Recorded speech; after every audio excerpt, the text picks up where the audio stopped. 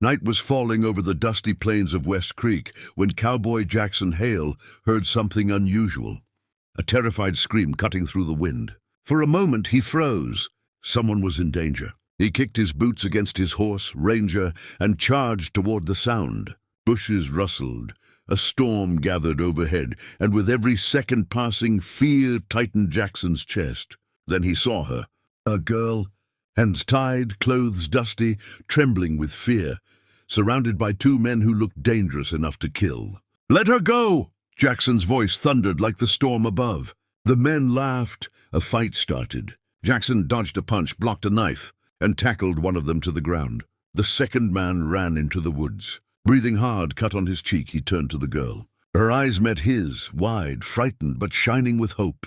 "You saved me," she whispered.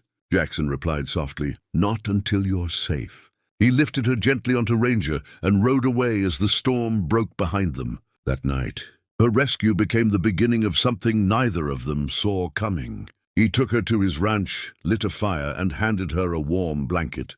"Tell me your name," he said quietly. Leah Hart." Her voice was soft but carried pain. She explained everything. How she was traveling alone, how she trusted the wrong people, how they tried to take her. She fought them, but fear trapped her. Jackson listened, eyes filled with concern. His hands were strong from work, but his heart was soft for people who'd been hurt. "Leah, you're safe here," he promised. Days passed. Leah healed. Jackson fixed her broken things, cooked meals, and taught her how his ranch worked. She watched him ride horses, talk gently to animals, and smile at her like she mattered. One evening, while sunset painted the sky orange, Leah whispered, "You risked your life for me. Why?" Jackson took a long breath.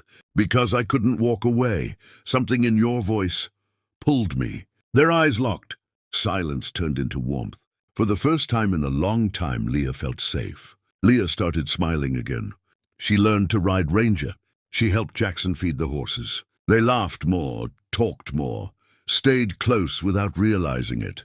But love was growing quietly, deeply. One evening, while fixing the fence, a sudden slip made Leah lose balance. Before she fell, Jackson caught her, hands around her waist. Their faces were inches apart. Her breath trembled. His heartbeat raced. "Jackson," she whispered, "this shouldn't feel this right." He smiled softly. "And yet, it does."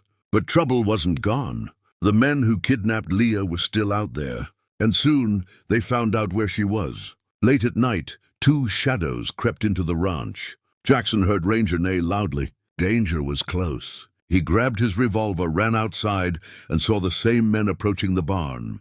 "Looking for someone?" Jackson yelled. A gunshot cracked the silence. Jackson ducked, fired back, and the fight began. Dust flew, horses panicked.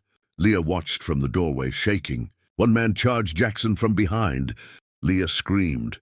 But Jackson turned just in time, fighting with everything he had. Moments later, the men were on the ground, defeated. Leah ran to him, tears falling. "You could have died again." He wiped her tears gently with his thumb. "For you, I'd risk it all again." She wrapped her arms around him, burying her face in his chest. "I don't want to leave." "You don't have to," Jackson whispered. Under the rising sun, their story began, not as strangers, but as two souls saved by love.